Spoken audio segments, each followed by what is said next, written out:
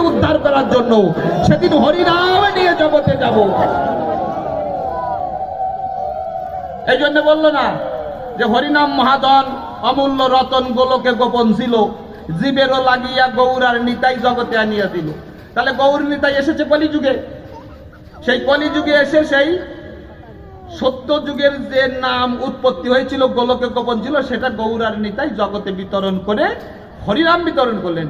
এবার সেই হরিনাম নিয়ে আমার হরিযাত্রা করিলেন, কারণ ওনার অপূর্ণ লীলা পূর্ণ করার জন্য উনি পুনরায় হলেন অবতীর্ণ ওড়াকান্দির গায়ে, এবং এই হরিনাম নিয়েই সেদিন ভক্ত সমাজে হরিনাম বিতরণ করা শুরু করলেন। এই হরিনাম আর ওই হরিনাম আলাদা না, বুঝতে পেরেছো? এই জন্য পূর্ণ শক্তি নিয়ে হরিচাঁদ ঠাকুর এলো বলে পূর্ণানন্দ বলে তারে। 5 শক্তি ভাগ হয়ে যায় নাই, তিনি বললেন পতিত পাবন হেতু হইলেন অবতার। তাহলে একজন অবতার এলে কুলে বলি সভা তলে, তার যত ভক্ত থাকে, তার যত ভাই থাকে, তারাও কিন্তু এই জগতে পতিত পাবন করে। পতিত পাবন মানে জংলা জমি পরিষ্কার করা, যেমন তেমনি জঙ্গলে ভরে গিয়েছিল এই নিষ্পেষিত জাতি। এরা পতিত, দুঃখিত, সর্বহারা, দলিত। এদের কোনো শিক্ষার অধিকার ছিল না, এদের কোনো ধর্মীয় অধিকার ছিল না, এদের কোনো রাজনৈতিক অধিকার ছিল না। এরা কুকুর বিড়ালের চাইতে সম্মান কম পেত, কারণ এদের মধ্যে কোনো শিক্ষার আলো ছিল না। এদের মন্দিরে ঢুকতে দেওয়া হতো না। এই জন্যে হরিচাঁদ ঠাকুর এদের ডাকে সাড়া দিয়ে ডাক দিয়ে বলেছিল, আর তোদের ভয় নাই, এইবার আমি স্বনামে অবতীর্ণ হব।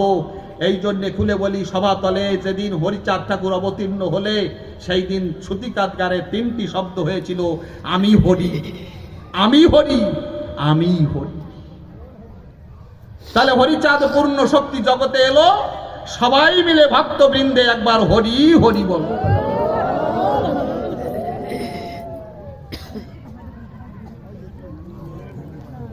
কলির শেষে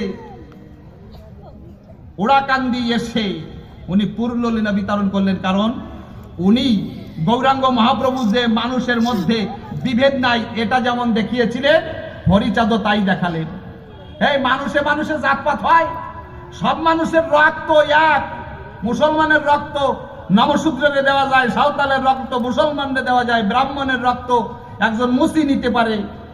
অসুবিধার কিছু আছে? তাহলে জাতপাত কারা সৃষ্টি করে? এক শ্রেণীর চালাক মানুষ, তারা আগে আগে শিক্ষিত হয়ে তারা তাদের শোষণ চালিয়েছে। বাবা, এটা সত্য কথা, দেখবেন অনুধাবন করে, বই পুস্তক পড়ে দেখবেন। এই জন্য কাজী নজরুল ইসলাম দেখবেন তার একটা কবিতা লিখেছে, সেই কবিতার নাম দিয়েছে জাতের নামে বজ্জাতি। মানে এই জাতের উপর বজ্জাতি চালাইছে কারা? এক শ্রেণীর চতুর মানুষ যারা। তাই তো কাজী নজরুল ইসলাম লিখলেন কি, জাতের নামে বজ্জাতি সব জাত জালিয়াত খেলছে জুয়া, শুলেই তোর জাত যাবে, জাত ছেলের হাতের নয় কমুয়া। আচ্ছা ভেবে দেখেন তো, একজন মানুষে শুয়ে দিলে জাত যায়? এই হয় কখন? একটু শুয়ে শুয়ে চিনতে পারেন যে ব্রাহ্মণ যদি আমারে শুয়ে দেয়, ব্রাহ্মণ অপবিত্র হয়ে যায়, তাহলে তার ব্রাহ্মণত্ব এতটুকুন নাকি যে একজন নমশূদ্রকে শুয়ে দিলে তার ব্রাহ্মণত্ব নষ্ট হয়ে যায়? না, ব্রহ্মের স্থান অনেক উপরে, সেই ব্রহ্ম কখনো নষ্ট হয় না। অবশ্য সেই ব্রহ্ম দিয়ে একজন নিচু জাতিকে উদ্ধার করে উঁচু জাতি করা যায় যদি জাতপাত থাকে। এই জন্য গৌরাঙ্গ মহাপ্রভু যিনি চণ্ডালকে কোল দিয়ে বলতেন, তিনি মা, আমরা যদি নিচু জাতিকে শুইলে পরে আমাদের জাত চলে যায়, আমরা যদি নিচু জায়গায় চলে যাই, তাহলে ওরা আমাদের ব্রাহ্মণদের শুয়ে দিলে ওরা ব্রাহ্মণ হয় না? আমাদেরকে যদি বারবার শোয়, তাহলে ওরা ব্রাহ্মণ হতে পারে না। দেখেছেন, এই যে সাম্যবাদ প্রতিবাদ, এই প্রতিবাদ করেছিলেন গৌরাঙ্গ মহাপ্রভু, এই জন্য ওনার শত্রু বেড়ে গেল। এই জন্য প্রভু সন্ন্যাস নিলেন, নইলে কলিতে সন্ন্যাস নেওয়া নাই। বললেন কি শাস্ত্রে? ব্যাসদেব কি লিখলেন? অশ্বমেধং গোবলম্ভং সন্ন্যাস পল পৈতৃকম দেবরণের সুতোৎপত্তে কলৌ পঞ্চ বিবর্জয়। তুমি হরিচাঁদকে কেন, হরিচাঁদের মত গ্রহণ করবা কেন, এইটা আমি তোমারে বলে যাই। তাহলে ব্যাসদেব লিখলেন কি? অশ্বমেধং গোবলম্ভং সন্ন্যাস পলপৈতৃকম, 4টে হলো, দেবরণের সুতোৎপত্তে কলৌ পঞ্চ বিবর্জয়। তাহলে 5টা জিনিস কলিতে নিষিদ্ধ। কি? আগে দেখতেন মানে সত্য যুগে, ত্রেতা যুগে গরু আস্ত গরু আগুনে আত্মহুতি দিয়ে যজ্ঞ করত, তারে কয় গোমের যজ্ঞ। আর অশ্বমেধ যজ্ঞ মানে একটা পরিপূর্ণ ঘোড়াকে অশ্বে আহুতি মানে যজ্ঞে আহুতি দিয়ে পোড়ানো হতো, এই হচ্ছে অশ্বমেধ যজ্ঞ। তা বলছে কলিতে এইগুলো জিনিস হবে না, এই ধর্ম বাদ দাও। তাহলে অশ্বমেধ যজ্ঞবাদ, গোমেধ যজ্ঞবাদ, সন্ন্যাস মানে নিজের মা বাবা ছেড়ে সন্ন্যাসী হওয়া যাবে না। প্রভু সন্ন্যাস হলেন কেন? এই জগৎ জীবকে হরিনাম বিতরণ, কৃষ্ণ নাম বিতরণ করার জন্য উনি সন্ন্যাসী হলেন। প্রভুর সন্ন্যাস আর তোমার আবার সন্ন্যাসী এক হলো নাকি? আগাম গোটাই সবটা আনে গ্রামে টেহাজ আসছে না, টিকতেই পারতিস না, আসতে গোটা কম্বল নিয়া সন্ন্যাসী হয়েছে নিয়ে মাথা নাড়িয়ে খুঁজে কি হয়েছে রে, আমার সন্ন্যাসী হয়ে গেছে, মানে বেকায়দা গোটাইয়ে গেছে আর কি, সমাজে জায়গা নাই। তাহলে সন্ন্যাস প্রভু মানা করলেন যে সন্ন্যাসী কেউ হইও না। আর কি বললেন? দেবরণের সুতোৎপত্তি মানে দেবরের দ্বারাই সন্তান জন্মানো যাবে না, আর পিতৃ শ্রাদ্ধে মাংস দেওয়া যাবে না। আমরা কি থামি? তাহলে ব্যাসদেব বললেন পিতৃ শ্রাদ্ধে মাংস দেওয়া যাবে না। এখান থেকে হরিচাঁদ বললেন কি, মাতা পিতা গাছের গোড়া হরি গাছের ফল, গাছের গোড়া কেটে কেন আগায় ঢালো জল। তার মানে তুমি যদি মাতা পিতার ভজনা না করে, মাতা পিতার সেবা না দিয়ে ভগবানের পূজা দাও, ভগবান তো গাছের ফল, একটা গাছে আপনি জল দেবেন, ফলগুলো ঠিক থাকবে। আপনি যদি জল না দেবেন, পরের দিন দেখবেন পাতাও শুকিয়ে গেছে, ফলও শুকিয়ে গেছে। তার মানে কি? হরি বলছে আমি ফল রূপে শুকিয়ে যাই যদি মা বাবার সেবা না পাই। দেখেছো কি দর্শন লুকানো আছে এর মধ্যে? মা বাবা যদি তোর অনাহারে থাকে, আমি হরি তোর গাছের ফল হয়ে আমিও শুকাইয়ে যাব, আমারে বাঁচাতে পারবি না, কারণ যেখানে মা বাবার সেবা হয় না আমি সেখানে থাকি না। দেখেছেন? তাহলে বললো মাতা পিতা গাছের গোড়া হরি গাছের ফল। তাহলে তুমি মা বাবারে বেঁচে থাকতে এক মুঠ খেতে দিলে না, আর মরার পরে গলদা চিংড়ি আর পাফতা মাছ এনে তুমি ঘটা করে খাওয়ালে, যারা খেয়ে গেল তারা বললো না খরচ খুব ভালোই হয়েছে, ছেলেটা খুব ভালো খাওয়ালো, কিন্তু খোঁজ নিলে না যে ছেলেটা তার মা বাবাকে দেখেছি কিনা। তাহলে এই যে মরার পরে পলপৈতৃকম মানে বাবা মায়ের শ্রাদ্ধে মাংস দেওয়া, এইটি নিষেধ করলো কে? গৌরাঙ্গ মহাপ্রভু লিখলেন কে? ব্যাসদেবের কলমে উঠলো কি? পলপৈতৃকম মানে বাবা মার শ্রাদ্ধে কখনো মাছ মাংস দেবেন না। বৈষ্ণব শাস্ত্রে নিষেধ আছে, মাছই দিবা না।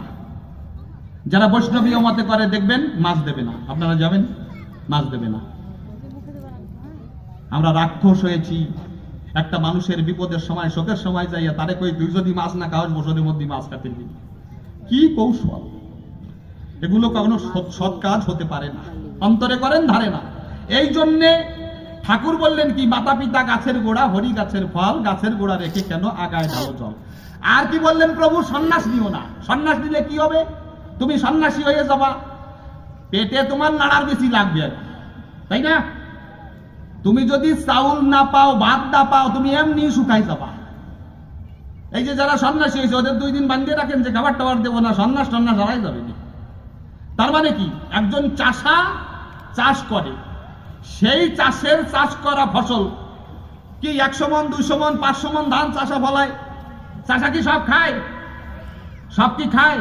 সংসারে হয়তো 20 মণ ধান লাগে, আর বাদ বাকি ধান বিক্রি করে দেয়।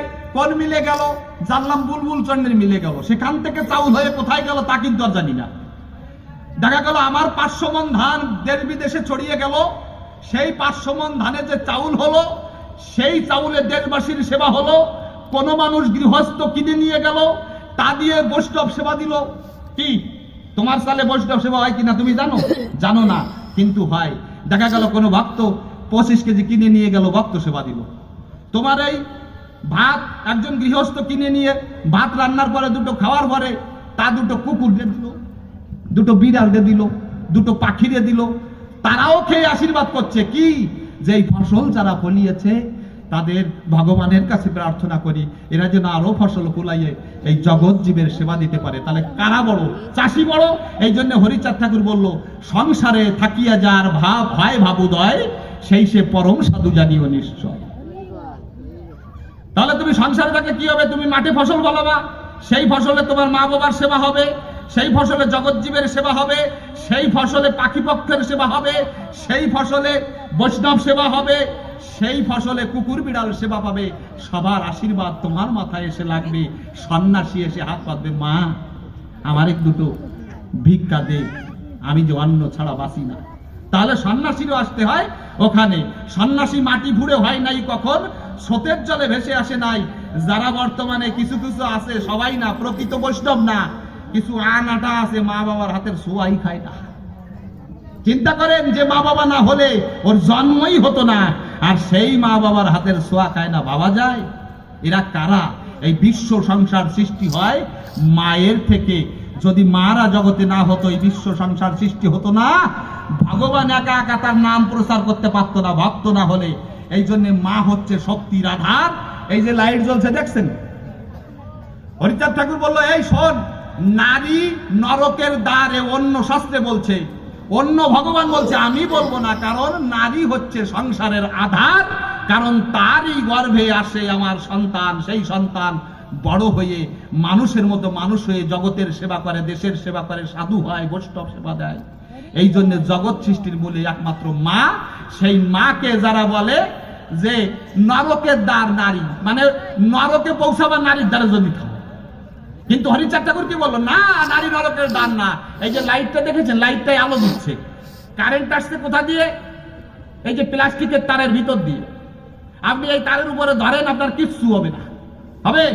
কারণ প্লাস্টিকের একটা কভার দেওয়া আছে, আপনি ধরেন কিচ্ছু হবে না। কিন্তু কোন জায়গা যদি কভার খসে যায়, সেই জায়গা যদি ধরেন, কি হবে? সিট করে ফেলাই দেবে। তাহলে কভার দিয়ে ধরতে হবে নারীকে। নারী কখন নরকের দ্বার? যখন কভার ছাড়া তারে ধরবা, তখন তুমি শর্ট খাইয়েছি তুই পড়বা। হরিচাঁদ ঠাকুর বলল কভার দিয়ে ধরতে হবে, তাহলে তোমার ভয় নাই। সেই কভার কি? একমাত্র হরিনাম। সেই কভার কি? একমাত্র মা ডাক। তা না হলে কভার হবে না। সেই জন্য অশ্বিনী ঘোষাই একটা গানে লিখলেন কি, কামিনী কালনাগিনী ফণিনীর বিশাল বিষ, ও যার বিশ্বাসে নিঃশ্বাসে ব্রহ্মাণ্ড নাশে, না জেনে কেন হস্ত দিস।